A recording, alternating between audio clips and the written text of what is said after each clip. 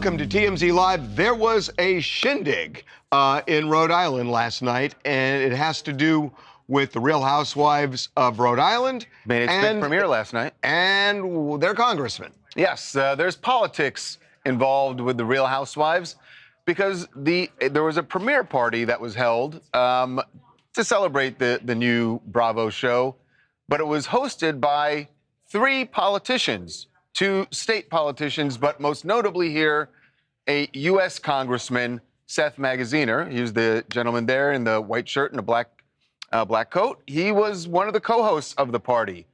And there were some who felt like this was not really great timing because as we've been showing you this week, Congress is in the middle of their 2-week recess, all out on spring break, a break that they took before actually ending the government shutdown. So I got a text message today from the TSA worker that we had on last week, the woman who is really suffering, not able to pay rent, make car payments, her physical and mental health suffering.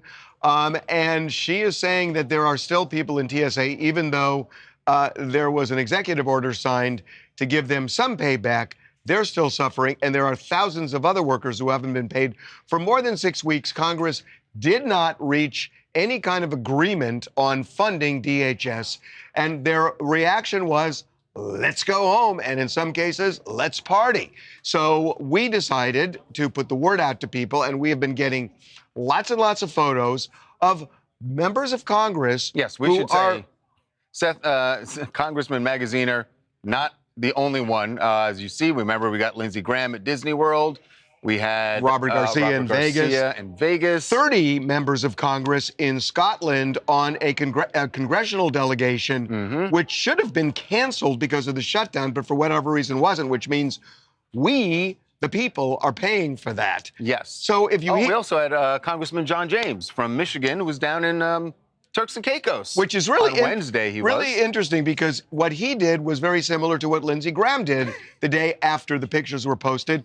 He showed himself at a shooting range. Yeah, what's really interesting about this is video from August of last year that he's just reposting. Because he's in Turks and Caicos. You got to change the narrative. It's not about my vacation. It's and he's also running for governor of Michigan. So clearly he wants to put a different image out there. So let's get to the guest of the day, which is Congressman Magaziner, who hosted the party last night.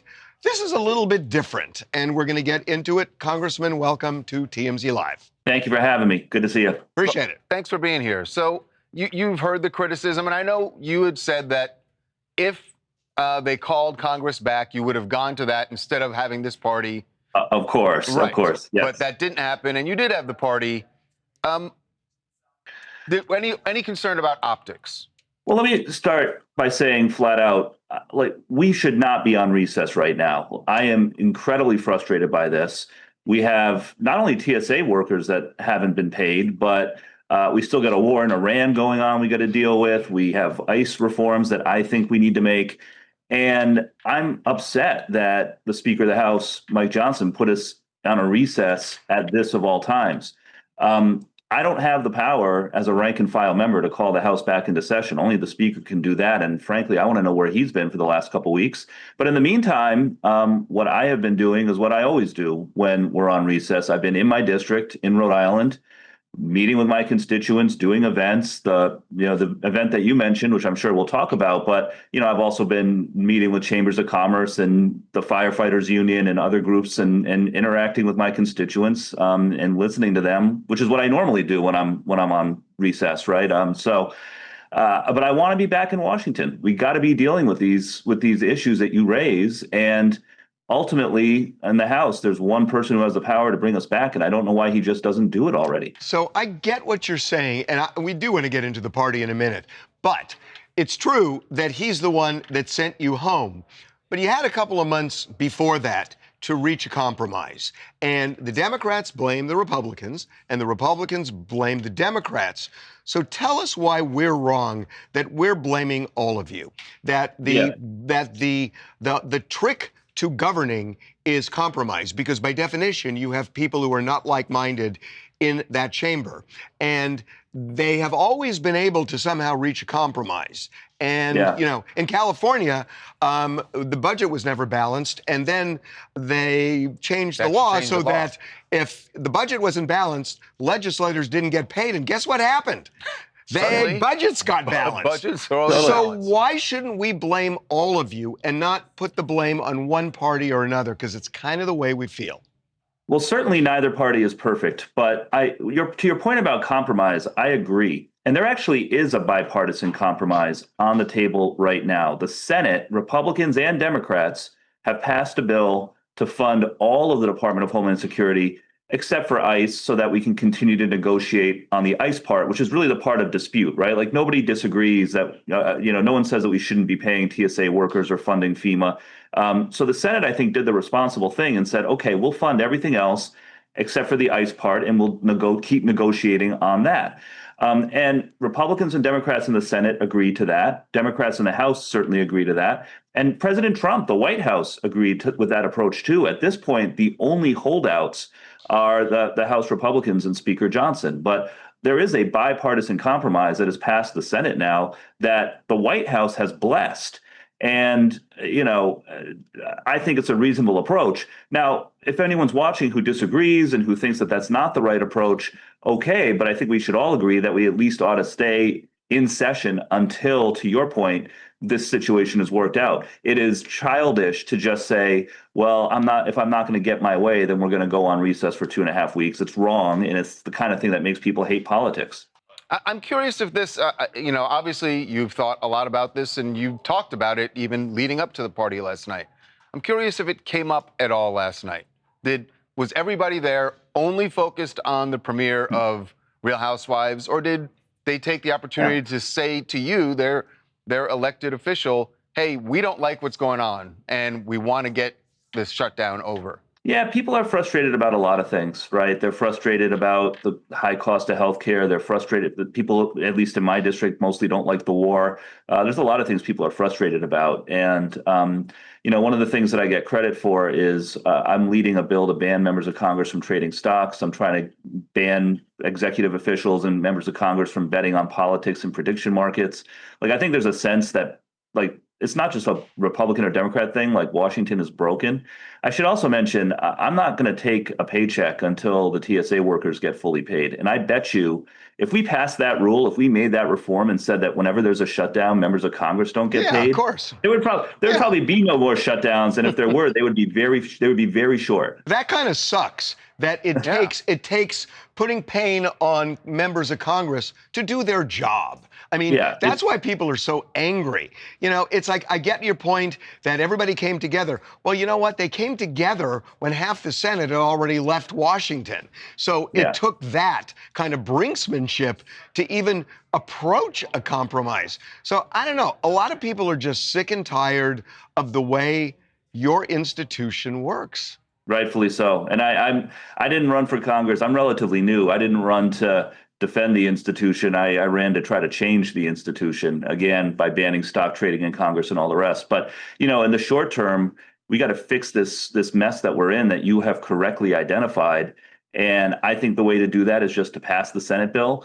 But whether you agree with that or disagree, we ought to be back in session. And I don't know why the speaker continues to delay bringing us back. Well, before we let you go, Congressman, I got to know who's your favorite new housewife?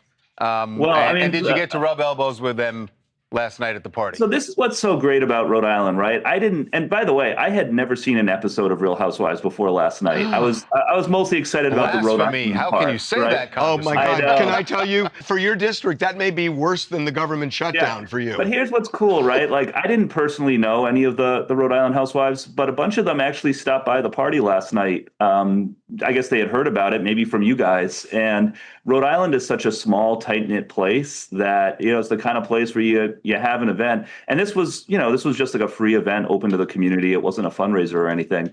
But a few of them stopped by, which was cool. So I'm not going to pick favorites because a bunch of them are my constituents, and that would definitely get me in trouble. But, this is a big deal for Rhode Island. I hope, if I could leave with one last thought here, Rhode Island is a wonderful place. It's a great place to visit, and I hope that your viewers who may not be familiar with it will see the show. We've got great beaches, great food. We can have a sense of humor about ourselves.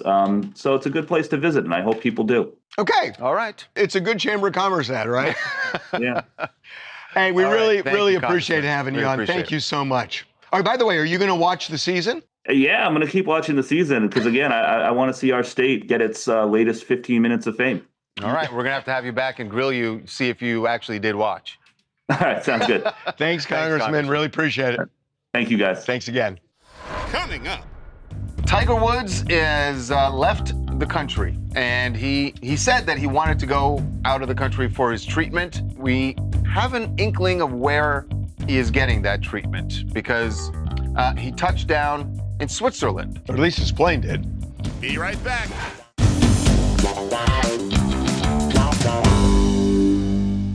Tiger Woods is left the country, and he said that he wanted to go out of the country for his treatment.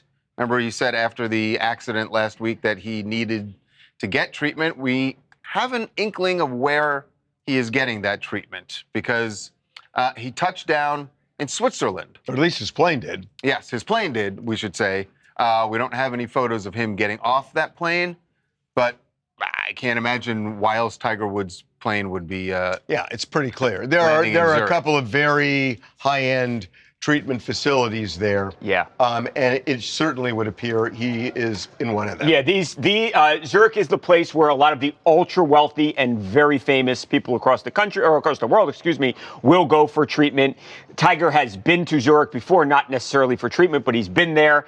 And the plane touches down, and it's his plane owned by his company. It's a Gulfstream jet. It touches down very early this morning, and then about 6-7 hours later, the plane leaves. Yeah.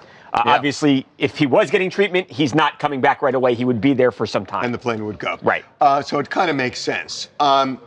It's really interesting that on one level, you can understand it because, look, I mean, he refused a urinalysis test. He had hydrocodone in his pocket.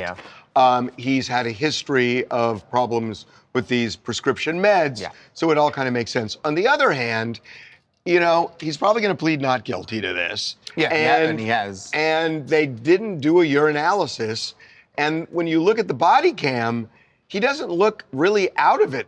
And so he has a shot at getting off, but then going to rehab, which the jury would not hear about. But still, the judge may well know. Yeah. And in fact, it may be done for the judge to know for sentencing. And so it's kind of a mixed bag. It is, but one person who is, I'm sure there's more than one, but one person very publicly standing by Tiger Woods is his girlfriend, Vanessa Trump, who posted an image of them. I don't know where they were at this point, hugged up in a backyard somewhere, it looks like. And she said, "Love you." And clearly that is a sign to say she is, even though he is leaving, and especially that she posted that. No, and we now know that he was on his way to Switzerland. And people on social media were makes saying sense. that she was dumping him. Yeah, And all. there were even anonymous sources from other outlets that were saying that she was fed up with him and basically done with him after the arrest Which on I Friday. think is why she posted, especially why she posted this. I think so too. To make it clear to the public, she is not dumping him. Yeah. Speaking of Trumps, it is just fascinating that before Tiger did the field sobriety tests, he wandered off into the woods, Tiger Woods did. And when he came back, he saw an officer and said, "Oh, I was just talking to the president." The most casual way. Yeah, he was just talking to the president. This is just bizarre. Again, there's the phone call, but also watch how far away they had let Tiger get away from them. Mr. Woods, get you to hang out down here with us, please. Thank you so much. All right, you got it. All right, thank you. Bye. Say again? Just keep you down here with us, please. Yeah, I was just talking to the president. Try to get away from everybody. So, number one, aside from the fact that he name dropped that, and presumably it was code for, gee, I'm friends with the president. The president's in this area in Mar-a-Lago. Cut me a break. I mean, I don't know how else to view that. Yeah. But Why are they letting him go into the woods after this? Can I ask a question too? The guy. Why didn't he dump the 2 hydrocodone pills in the woods? woods. Right. In the woods. Which It's so why? stupid. I mean, it's crazy. Yeah. So, I mean, there are a lot of unanswered questions. We've called the White House. I know other media outlets have called the White House. We tried to figure out why is it? Did Tiger Woods really talk to the president? Right. Did he call the president? I really want. Yeah. Did Tiger call him or did he call him? What It's did gotta the be Tiger president? called. What did Tiger say? What did the president say? Radio silence. They're saying nothing.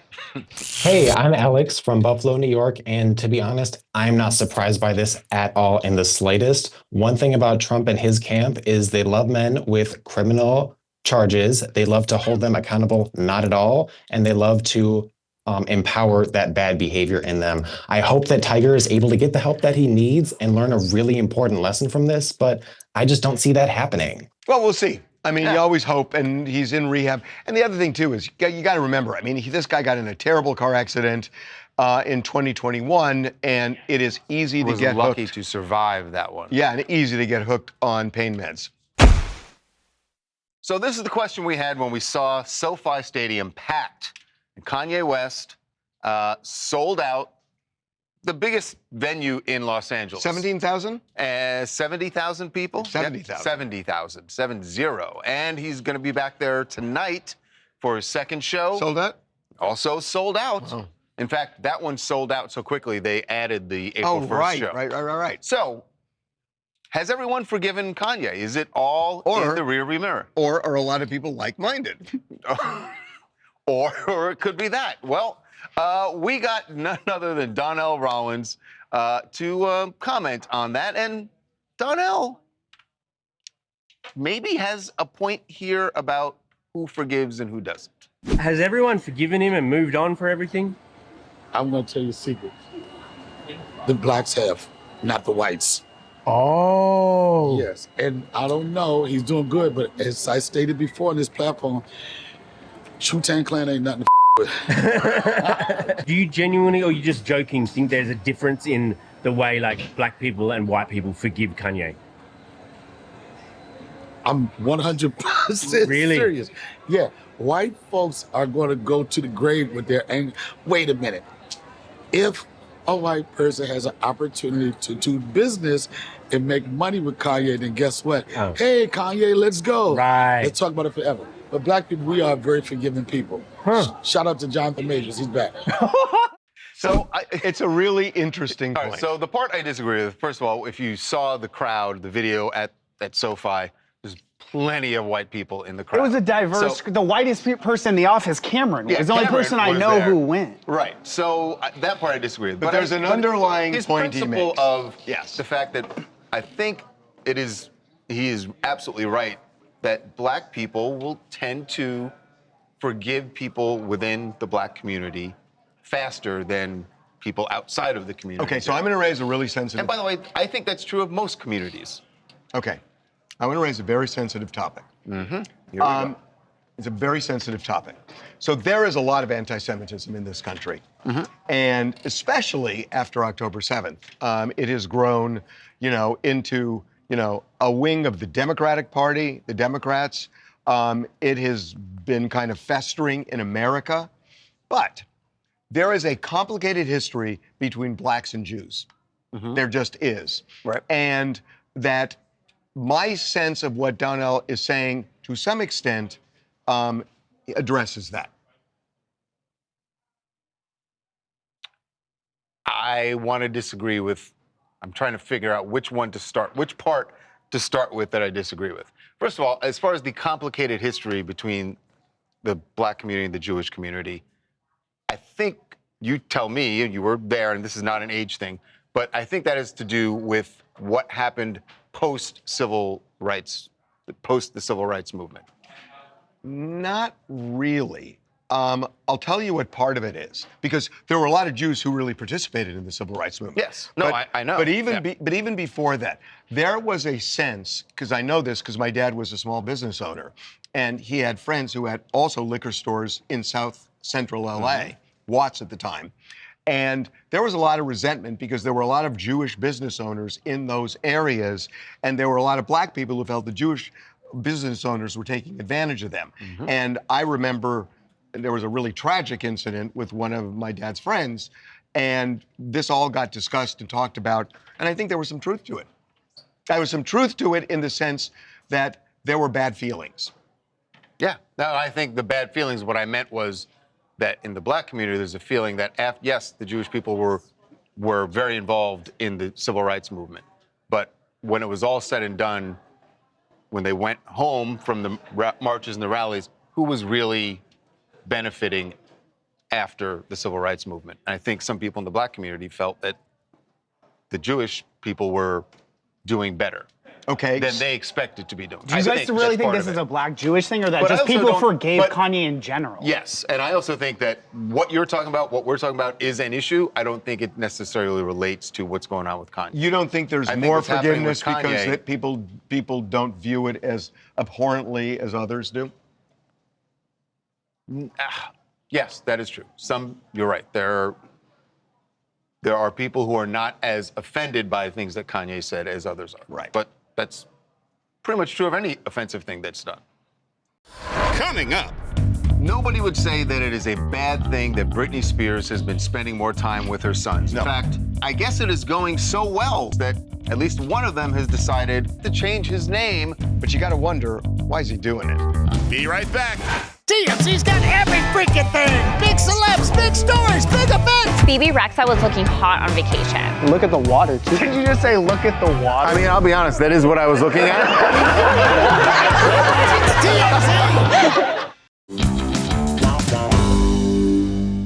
Nobody would say that it is a bad thing that Britney Spears has been spending more time with her sons. In fact, after she got arrested for the DUI, that is exactly what people around her were saying, that she's going to need them more than ever. And we saw them hanging out on a boat last weekend. Awesome. I guess it is going so well with Britney and her sons that at least one of them has decided he wants to more publicly embrace the fact that Britney is his mother. Her oldest, Sean Preston, has decided to change his name on social media for now to have Spears as his last name. His handle now on Instagram is Sean P. Spears. So Sean P. Spears. This is a good thing, right? Is an aspiring musician, is he not? No, that's Jaden James. Jaden What is James. Sean doing?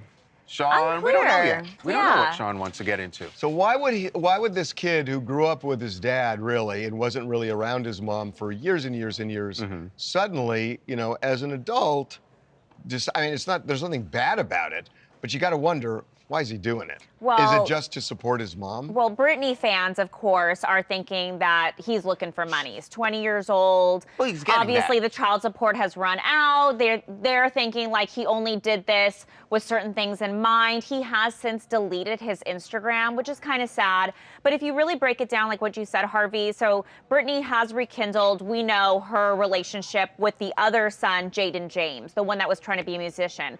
This one, Sean Preston, it was a little bit more rocky, a little bit harder for him to come around, but we saw those boat photos and now he's embracing the last name. So it seems like they've hashed it out and they're on good terms. The embracing the last name is not just I get along with my mom.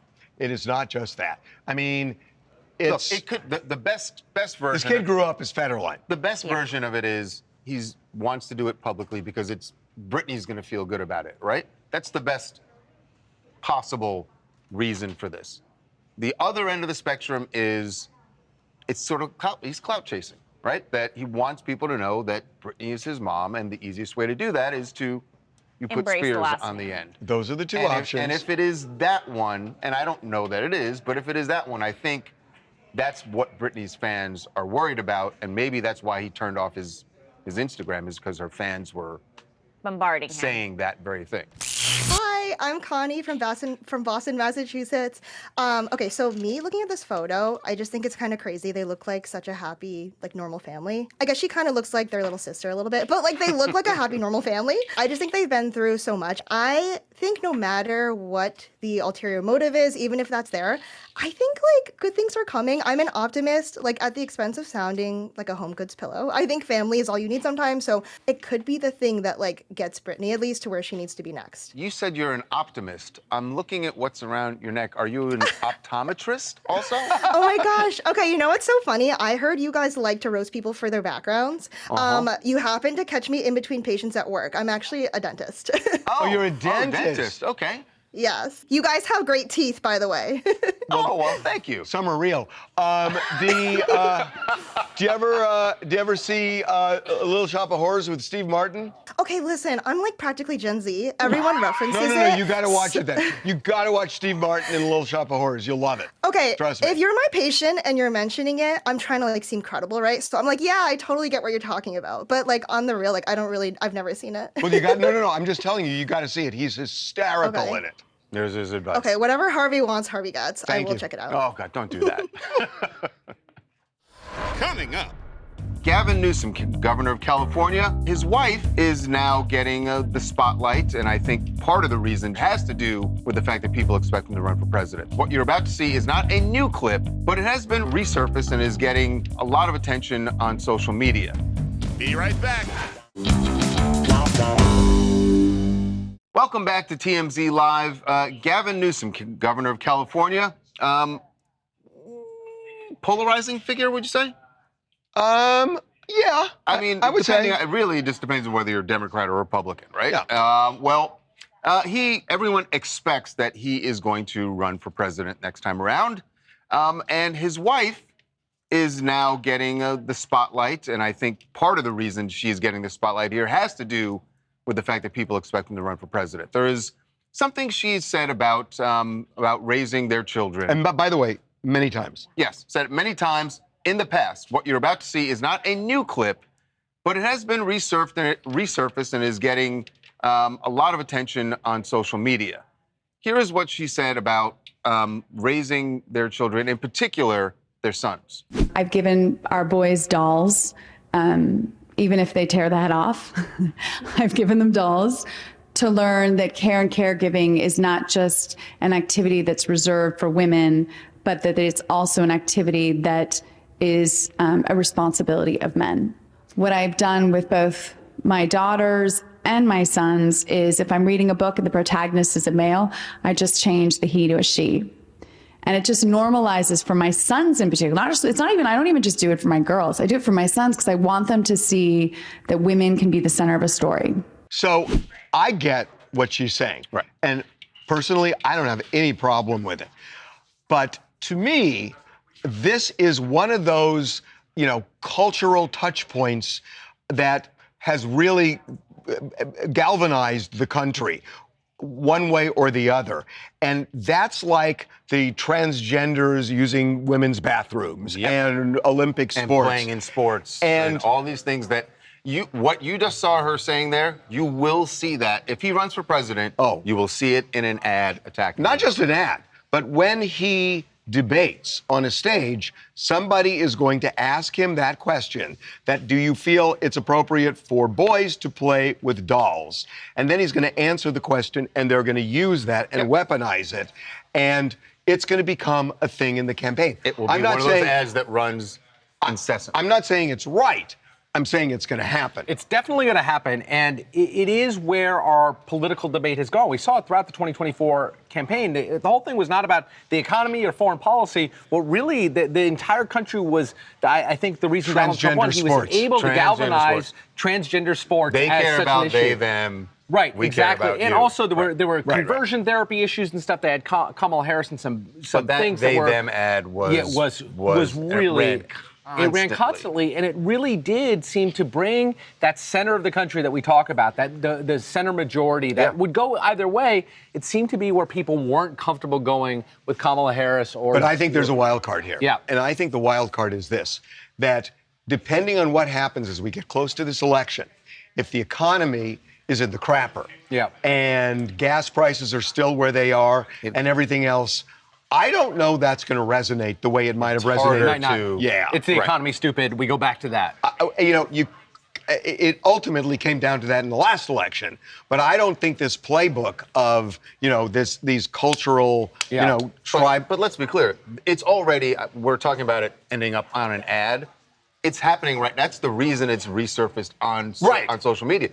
These are right-wing. Yeah, this is the right-wing Twitter sphere that's been really raised it up and said, "Oh, look what Newsom's wife thinks." And this is where he's vulnerable. He comes off as a far-left politician, and they're going to hammer I'm just saying that if the economy is in terrible shape, when he runs, and we're talking almost 3 years from now. I don't know if that's in 2008, people weren't talking about this stuff. I don't know they if were that's talking going about to the work. economy.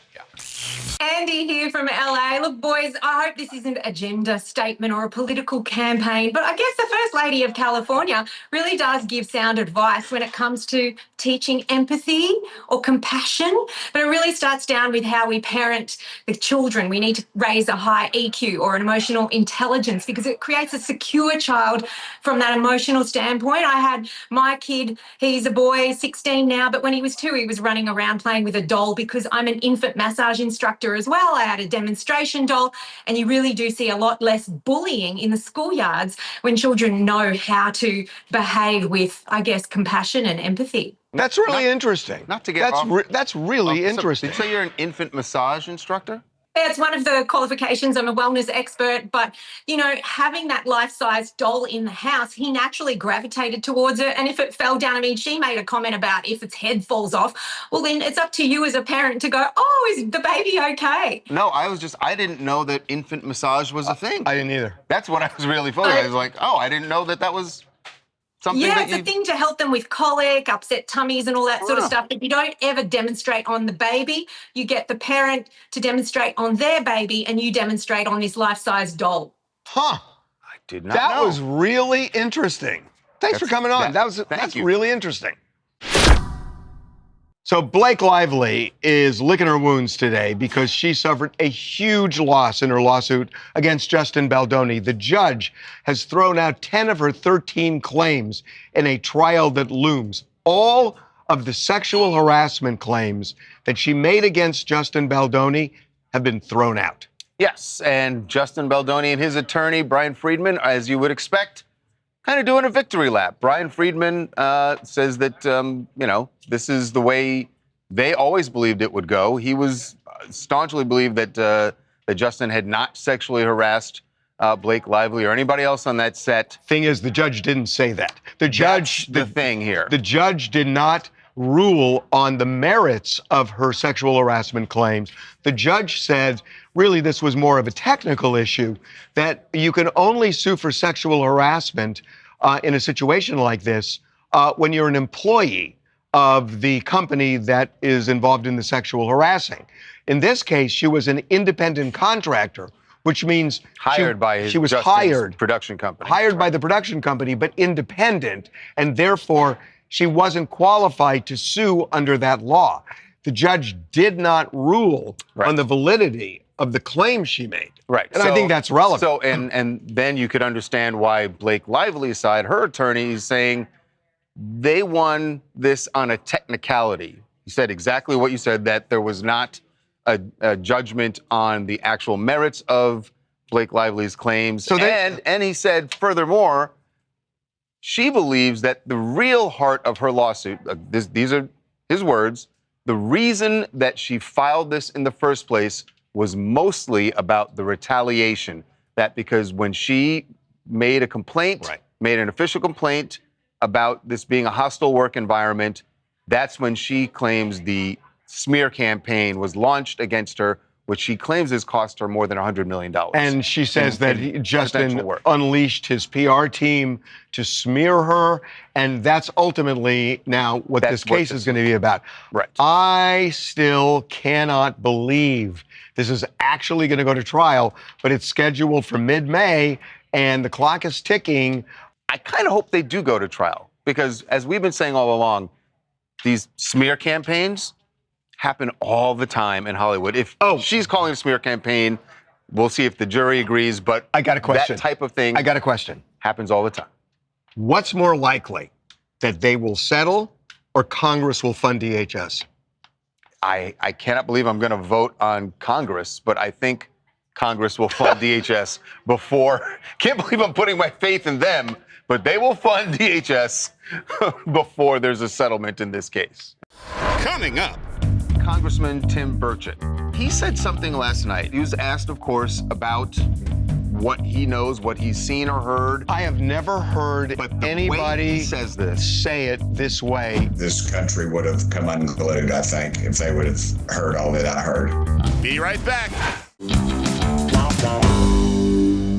One of the loudest voices in Congress for transparency when it comes to UFOs, perhaps alien contact with planet Earth, has been Congressman Tim Burchett from Tennessee. And we've had him on the show talking about this. We've had him on our docu-series about UFOs, UAPs. But he said something last night during an interview. He was on Newsmax. And what he said, he was asked, of course, about what he knows, what he's seen or heard. I have never heard anybody way he says this, say it this way in government. It's actually really alarming. I've been briefed by just about every alphabet agency there is. And I'll just tell you this, if they would release the things that I've seen, you would stay up, you'd be up at night worrying about or thinking about this stuff. We just need to disclose it all. I'm sick of it. I'll just tell you this. I was briefed last week on an issue, 2 weeks ago, and it would have set the earth on. This country would have come unglued, I think, if they would have heard all that I heard. They would demand answers. He was about to say set the earth on fire. I mean, now I want to demand answers. He's right. That's like a crazy bomb to drop on us. If he said that, and now I actually do want to demand and I guess that's why he said it that way, but what was it he saw that he thinks would upset the earth that much? And if he saw it, Obama was asked about this not too long ago, and he kind of dismissed it as a joke, but I would assume that what he's talking about, that he saw, that other presidents, Trump, Obama, and others. It could be something more recent. I don't know.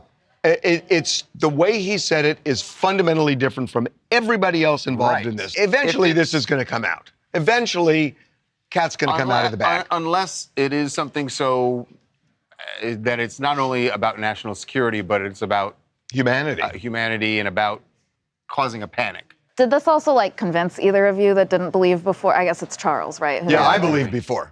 I forgot my tinfoil hat at my desk, but I believe as well. It didn't convince me that that we've made alien contact. Sure. Well, then what's he talking about? It convinced me that there's something they know that might lead to that. By the way, that's not a might. That's what he's saying. If you believe him, is not a might. That's Tim just trying to rile us up. And he was very careful. He said, I had a briefing last week, and then he corrected himself and said, no, 2 weeks ago. So he's really trying to be accurate. Mm-hmm. What he said was undeniable. It wasn't a might. It was this is for real. I mean, I don't know what it is, but the way he's putting it, it's life-changing.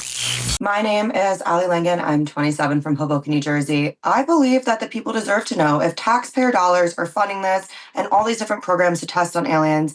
And the fact that he did sound so scared and not media trained when he said it. He sounded like he was pretty upfront. But I do think that people deserve to know if they are paying and funding these programs.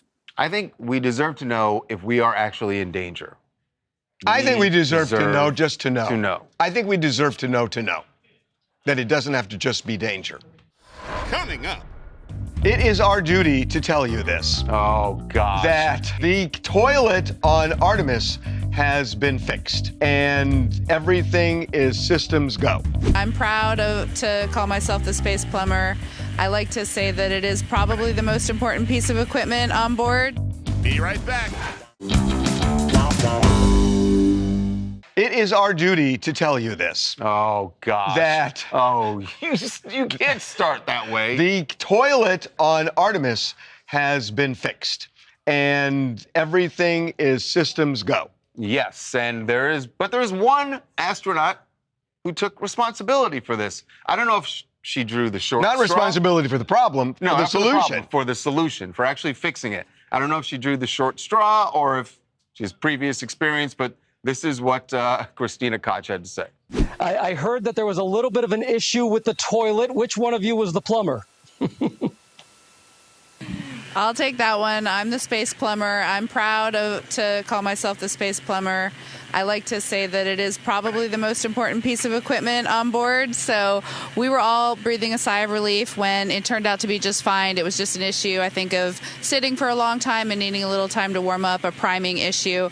But we did originally think that there could have been potentially something fouling up the motor. And luckily, we are all systems go.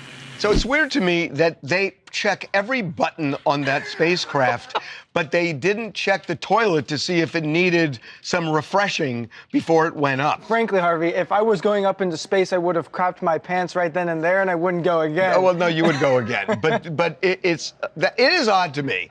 But they gotta have a backup plan, don't they, so to speak? Like, one small step. No. It's Lena from Long Beach. Hey, everyone. So nothing could convince me to go into the scary unknown of space. But let me tell you, going into the scary unknown of space without a working bathroom, you could not pay me $1 million. We should 100% make sure the bathrooms are working before we send literal astronauts into outer space. Am I right? You would think. You would think. Okay, what else do you guys want to talk about? Hi, it's Marissa from Los Angeles, here to talk about the Real Housewives of Rhode Island being screened by Congress. Well, not being streamed by Congress, being attended by Congress. Yeah, celebrated by a member of Congress. Okay, hit it. Yeah, I mean, I kind of think, why wouldn't they be trying to promote and get in on this show? Like, it's very additive to the culture in multiple ways, especially good for Rhode Island. It is good for. I bought his argument. I definitely bought his argument, and if it had been at a different time when there isn't a government shutdown that Congress. But here's the thing: where's he going to go? He's in his state. It does help commerce. I'm cool with it. I'm totally cool with it. Okay, one more. Hi, Parker from DC. I'm here to discuss Jennifer Newsom. I believe that toys don't have sexuality attached to it, so I think she's doing a great job. Studies show that a kid who has a toy doll, they have empathy, they have emotional intelligence. So let's not attach a gender role to dolls. And G.I. Joe is a doll. Do you know what Bridge did? You know what Bridge did in my childhood? Seriously? No. Hula hoop. Bridged what? It bridged girl toys and boy toys. The hula hoop. Interesting. You see what I'm saying? Sort of. It kind of swings both ways. Coming up. We're going to show you a Nepo baby, and it is shocking. Watch this. That. Can you spot the Nepo? Be right back.